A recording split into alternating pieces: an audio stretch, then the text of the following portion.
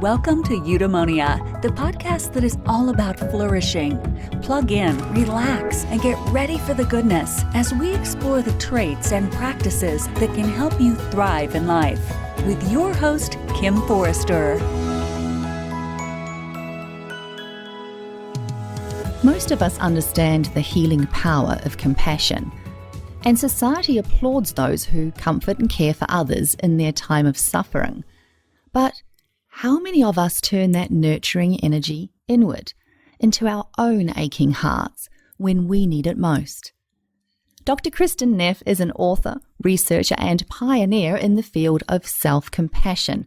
She's an associate professor in human development and culture at the University of Texas in Austin, the author of Selfcompassion, The Proven Power of Being Kind to Yourself, and co-author of the Mindful Self-Compassion Workbook. It's my absolute pleasure to be chatting with Kristin today to talk about the importance of self-compassion and to learn how we can turn our inner dialogue away from harsh criticism and towards support, understanding, and self-care. Kristin, thank you so much for choosing to be a part of the Eudaemonia podcast. It's an absolute delight to have you here with me today. Oh, thank you for having me. Now, you are regarded as one of the pioneers in self-compassion. Why did you decide to explore this topic in particular? Well, for me, it really started as personal practice. I had learned about self-compassion when I started meditating, and I saw the immediate difference it made in my personal life. And I had also done some research on self-esteem and was familiar with all the problems psychologists were finding with self-esteem. And I thought this is a really great alternative because it's a healthier way of relating to yourself. So I just kind of started research on it, and it's exploding now. It's really quite remarkable. So you mentioned that it's actually changed your life, this exploration of self-compassion. You were obviously taking steps through meditation and other practices, I assume, to increase your well-being. But how has self-compassion in particular enhanced your life? Well, I mean, it's really transformative pretty much for anyone who practices it. I mean, I wasn't even a particularly harsh self-critic, but I was going through a really stressful time when I learned self-compassion. I'd actually just gotten out of a divorce. And then other times in my life, for instance, my son was diagnosed with autism. And being able to have this resource of being a good, kind, encouraging, supportive friend to yourself when times are difficult, just made all the difference in the world in my ability to cope with challenge. So, it's really that. It's having that voice inside of your head that's warm, caring, and supportive. I mean, of course it's going to help. You actually share a story on your website about a moment with your son. You're traveling on a plane and he all of a sudden becomes very irritable and upset. And in that moment, you turned to self-compassion. Can you share that story with my listeners, perhaps, as an example of how self-compassion can work? Yeah, it's useful for two ways, not only in terms of helping me cope, but in helping my son cope. A lot of people are under the false impression that self-compassion is somehow selfish, that we should be focusing on other people, not ourselves. But that's not the way the human brain works. We have these things called mirror neurons, where we're constantly feeling the emotions of others and they're feeling our emotions, right? So there's always back and forth interaction.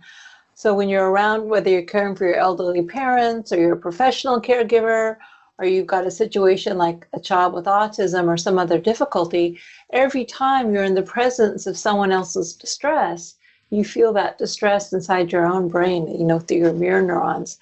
But it goes both ways, right? It goes both ways in that the person you're with, that you're caring for, every single person you're coming into contact with, either picks up on your internal mind state, which may be self-critical, full of shame and frustrated, or compassionate, kind, loving, right?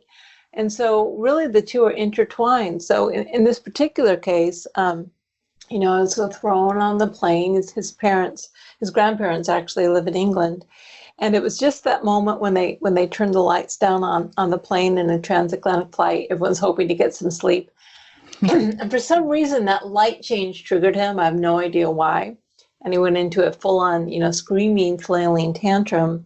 And so I had no idea what to do. I felt completely overwhelmed in that moment. And the one thought that came to me, it was not a good plan, but it was the only one I had, was to take him into the toilet and have him cry in there, and somehow maybe it might muffle his screams, right? So I go to the toilet and I'm, ready to try to escape the situation. But of course I couldn't, because the toilet was occupied. Obviously life in that moment did not have, his plan was not to allow me to cleverly escape the situation. It wanted me to do something else. So, I was really kind of hopeless at that point, except that I did have my self-compassion practice. So, normally when I practice self-compassion in public, I do it I don't do anything really obvious. I just kind of do it internally in my head. But things were so bad. I was like putting my hands on my heart. I was rocking. I was like just really trying to soothe and comfort myself. I was, validating how hard it was for me, and that I just reminded myself that I was there, that I would support myself, and that it was going to be okay. And then when I did this, he calmed down. Rowan calmed down. Over and over again, I saw when I got frustrated and ramped up, mad at myself or him, he would get more irritated through his mirror neurons. But the more I can soothe and comfort myself, not only did it give me the resources to be there for Rowan in terms of, my attention, but he actually fed off my calmer and more compassionate mind state. So self-compassion is good for ourselves and others. It's not one, we can't really separate us and our others. In so many levels, Kristin, in so many facets of our lives. But what you described there, that comforting and soothing of self, I actually think that would feel really awkward and foreign to most people. Why do you think we resist this concept of self-compassion? Yeah, it does feel awkward and foreign to most people. Well, first of all, we aren't taught that it's a good skill. People have really a lot of misconceptions about self-compassion. First of all, they confuse it with self-pity. It's very different than self-pity. Self-pity is self-focused, poor me. Compassion, by definition, is brings others into the equation. Actually, the word Latin, compassion, to suffer with. So self-compassion, we remember that, all people suffer. It's not just me. This is just part of the human condition. Nothing's wrong because I'm having a hard time or I made a mistake. In fact, this is what being human is about. So with that more connected relation to our own difficulty, we actually feel less separate from others. But people don't realize that. They think it's self-pity. They think it's selfish. Again, they don't really realize how self-compassion actually allows you to give more than others. There's other misconceptions, like people think it will undermine your motivation, make you complacent. Research shows it's the exact opposite. We know that encouraging, kind, supportive motivation is actually a lot more effective than shame and blame. If someone tells you, you're a loser, you'll never amount to anything, it's not exactly the best motivational mindset.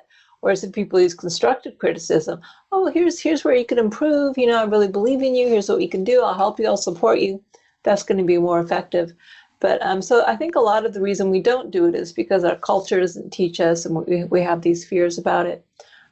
So it also, another thing is when we feel threatened, we go into fight, flight, or freeze response. And so we turn that fight or flight or freeze inward. We either ruminate, we get stuck, or we beat ourselves up thinking somehow it's going to improve the situation, or we kind of hide ourselves in shame. Whereas with other people, we can be compassionate to others because, their problems don't threaten us as directly, whereas ours do.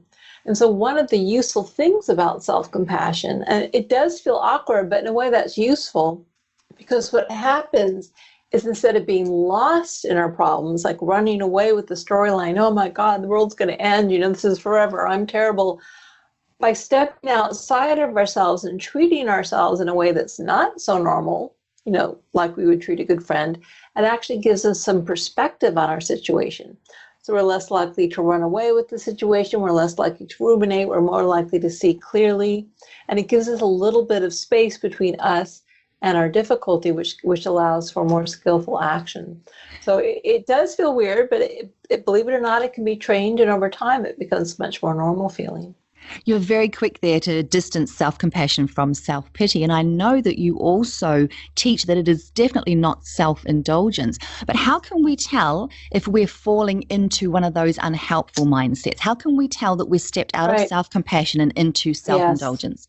So self-indulgence, indulgence, the definition of it is short-term pleasure at the expense of long-term harm, right? So yeah, the occasional bowl of ice cream or some other thing, you know, the occasional, I don't know, whatever it is, pleasure is actually good for you. But when it's self-indulgent means that you're actually causing yourself harm in the long run, like if you're drinking every night or eating a ton of sugary foods, right? It's going to actually harm you in the long run. And so compassion is concerned with the alleviation of suffering. That's kind of another definition of compassion. So if you just ask yourself, is this helping me or harming me in the long run? And if it's harming you in the long run and just feels good now, it's actually not, it's not good for you, which means it's not self-compassion. Okay. You know, the same thing with a kid, a parent and a kid. We know with parents and their children, we know the difference between an indulgent parent or a compassionate parent. A compassionate parent doesn't say, oh, yes, sure, skip school, eat all the ice cream you want. You know, a good parent does what's good for their child. So the same with us. So self-compassion is not the open invitation to actually justify unhealthy behavior in yourself. No, quite the opposite again, because if you were just to justify it and not see clearly the harm that was being caused, well, then you wouldn't be a good friend to yourself. You wouldn't be helping yourself, right? Compassion, again, is all about reducing or alleviating our own suffering. On the other hand, it does understand that perfection is not possible, that we learn through our mistakes, you know, that try as we may, we're still going to fall down. But what that means is what kind of the bottom line of self-acceptance, we can try and fail, that it actually becomes safe to try after failure as opposed to giving up. So it really keeps us trying to do our best because we care, not because we aren't good enough as we are. Now, in your work, you also share this incredible entwined relationship between self-esteem and self-compassion. Can you explain that to my listeners? Yeah, so it's not that they're so entwined. They're kind of, people get confused because they're both kind of positive emotions toward the self. But self-esteem is a judgment or an evaluation. You know, I'm a good person, I'm a bad person. I'm worthy, I'm unworthy. Right, and so it's a judgment, and for most people, it's based on three things, which is how popular I am, you know. And then, by the way, it's not how popular or how much your mother likes you or how much your best friend likes you. It's like other people at work, other people in general. You know, we don't really know them, and they don't really know us. So that's kind of a source of it. Or perceived appearance is also very important, or success. You know, whatever you care about, job or athletics. And the problem with that is that it's very contingent, right? So we feel good about ourselves when we succeed, but just when we really need to feel good about ourselves, which is when we fail, our self-esteem deserts us. It's kind of a fair weather friend. So self-compassion is not about judging ourselves positively. It's just about treating ourselves kindly, you know, especially when we fail or are feeling bad about ourselves. So the sense of self-worth doesn't come from a judgment or evaluation. It comes simply from the fact that we're a human being, worthy of kindness like all human beings are. And so it's much more, the sense of self-worth linked to self-compassion is much more stable over time. And there's lots of research showing it's actually much healthier. You know, for instance, you don't have to feel special and above average to have high self-compassion, which you do with high self-esteem. And that's a problem because by definition, we can't all be above average. No. So, you know, you don't have to compare yourself to others. You don't have to be better than others. And so, like, for instance, self-esteem is linked to bullying. Why do little kids bully? Why do early adolescents bully? Because they want to feel like the cool kid. Picks on that. Yeah. Whereas self-compassion, you don't have to be better than others to have compassion. You just have to be a flawed human being like everyone else. And that actually is an achievable goal. So. Now, you actually say there are three elements to self-compassion. Perhaps you can talk them through with me briefly. So first of all is self-kindness, which kind of seems rather obvious. Right, yeah. So that's kind of more the kind of easy way to think about self-compassion is being a good friend to yourself. The other two elements are equally important, but they're a little less obvious. The first actually is mindfulness. I mean, we hear a lot about mindfulness these days, but mindfulness is core to self-compassion. In other words, you have to be willing to notice pain. Not only you have to notice it, you have to like be willing to turn toward it, because usually we don't like to see pain. Like we don't like to see that homeless person on the street, or we're so lost in our struggle that we can't see it, or else we shove it down because we don't want to see it. So the first step is just acknowledging, wow, I'm really having a hard time. Right? So that's kind of, you can't even give yourself compassion if you don't acknowledge that you're having a hard time and you need kindness. So that's the first step. And then of course, a kind rather than judgmental response. But really important is the third element is common humanity. And this is what I was talking about, that differentiates self-compassion from self-pity, right? So self-pity is poor me, with self-compassion, because of this framing in the sense of the larger humanity. It's, well, this is the way life is. And this is really important because even though we know logically that everyone's imperfect and logically we know everyone struggles, emotionally we forget it. So in the moment when we make a mistake, we say that comment, or we get that call from the doctor, in the moment we feel like something has gone wrong. Things aren't supposed to be this way, as if what's supposed to be happening is everything's perfect. And that in that moment, everyone else in the world is leading a normal, perfect life. Yeah. And it's just me who's messed up. And that really adds insult to injury, because not only are we struggling, we feel all alone in our struggle. And for human beings, feeling isolated and cut off is really psychologically damaging. So with self-compassion, we just remember, oh, wait, this is normal. This is part of life. It's not the end of the world. It's not just me. And that really helps. Well, that's really interesting, because in that common humanity, first of all, we've taken the time and the courage to accept that we're going through a hard time and that it's probably affecting the way that we're behaving and acting in the world. When we're in that space and then we are aware of our common humanity, do you think that self-compassion can allow us to be more compassionate and tolerant and understanding towards others?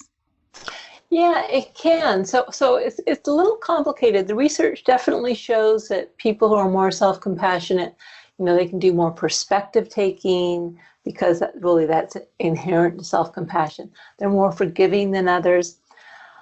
They're also more compassionate to others, but the relationship isn't as strong as you think. And that is only because there are many people who are very compassionate to others and who aren't compassionate to themselves.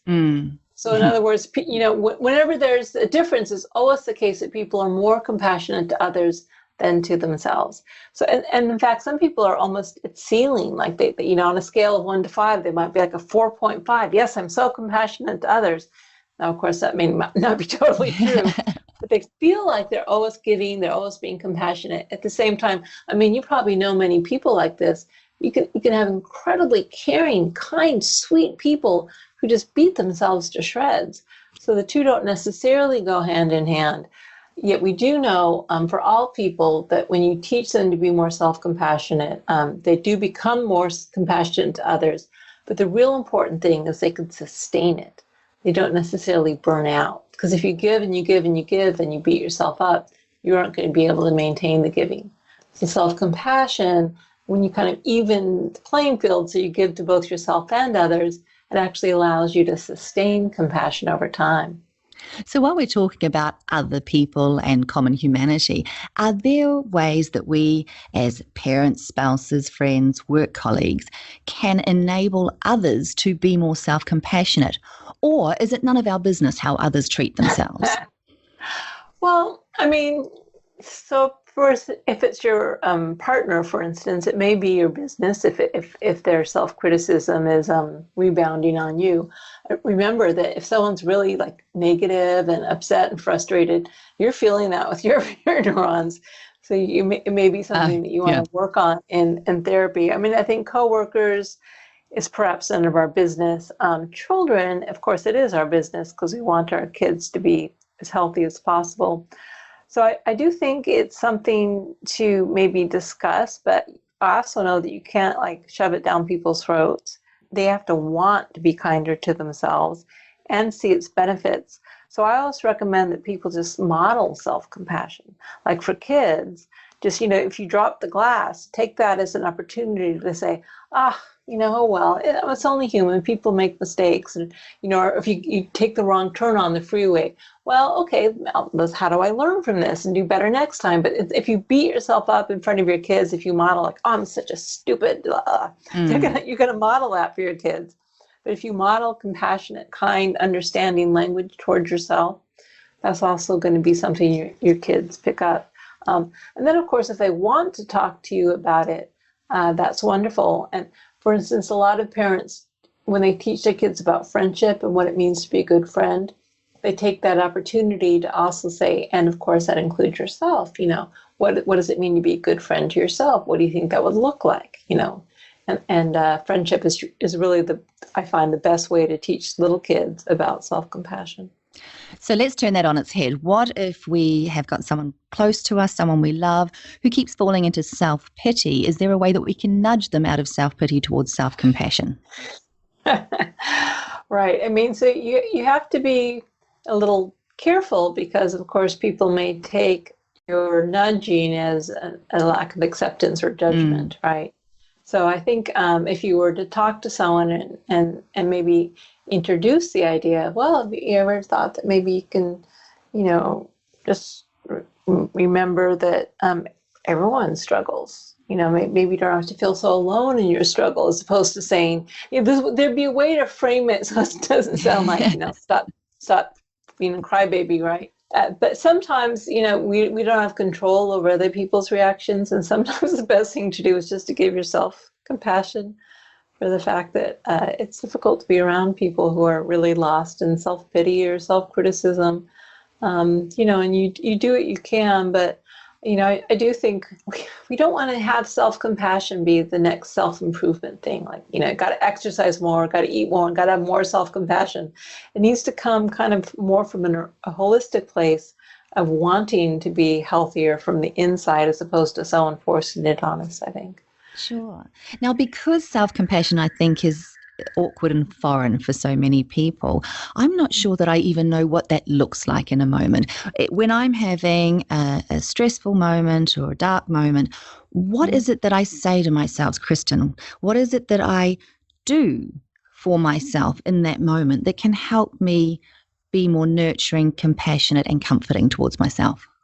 Well, an easy thing is just to think if you had a close friend who was going through the exact same situation you were going through, what would you say to them? What type of language would you use? What would your tone of voice be? What would your body posture be? So most people, they kind of are quite naturally kind to their friends who are struggling. So that's one source. Another very easy way, actually, to be there for yourself is through physical touch. And I know it seems awkward, it seems touchy-feely, but there's a reason it's touchy-feely, because it's really based in physiology. Touch for human beings is one of the most important signals of care. And it makes sense, of course, because when a baby is born, they don't have any language.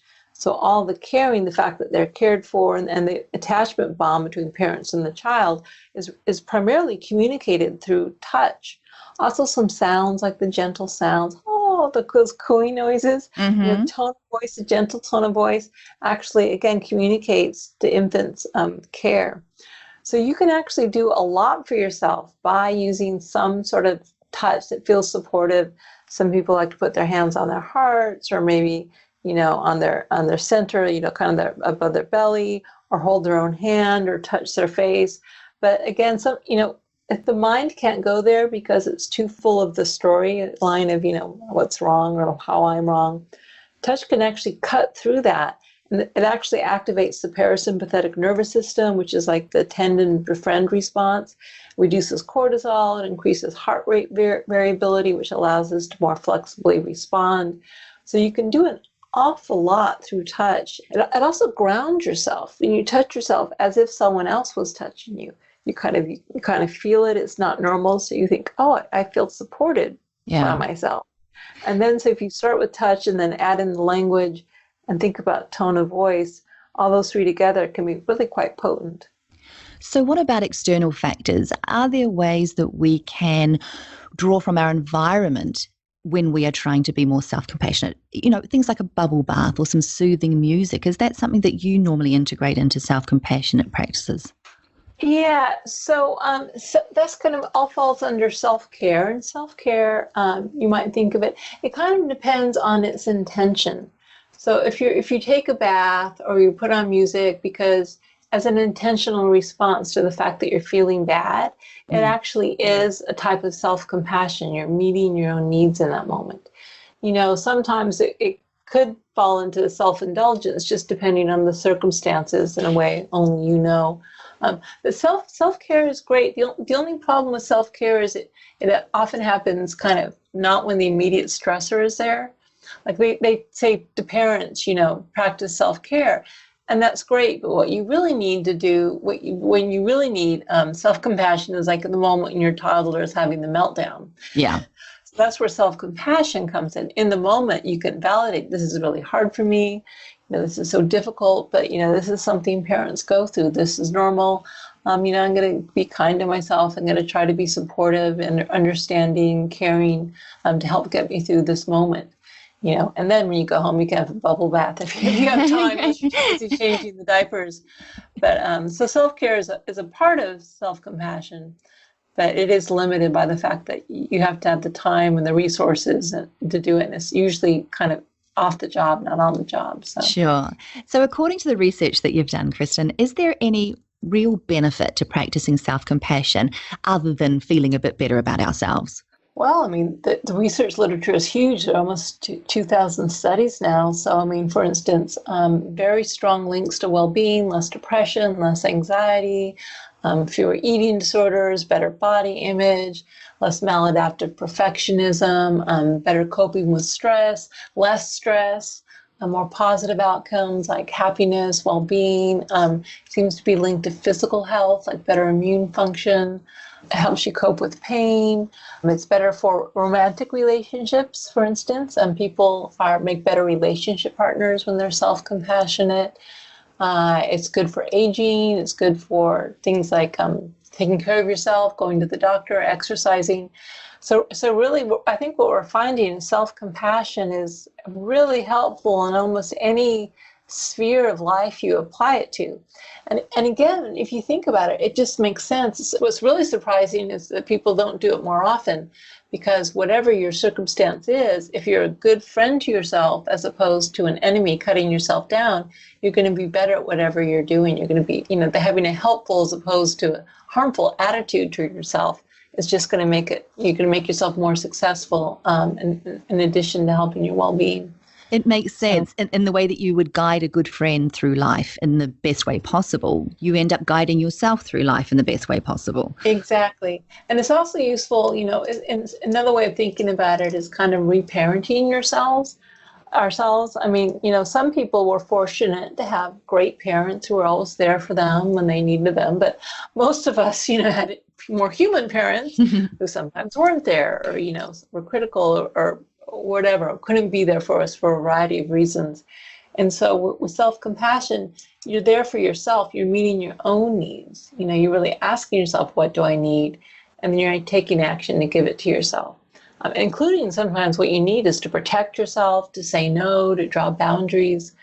So, which is also part of being a parent, protecting your child. Yeah. So that this internal, kind of having that good, secure relationship with yourself can actually even help repair some of the wounds of the past if you didn't have such great parenting.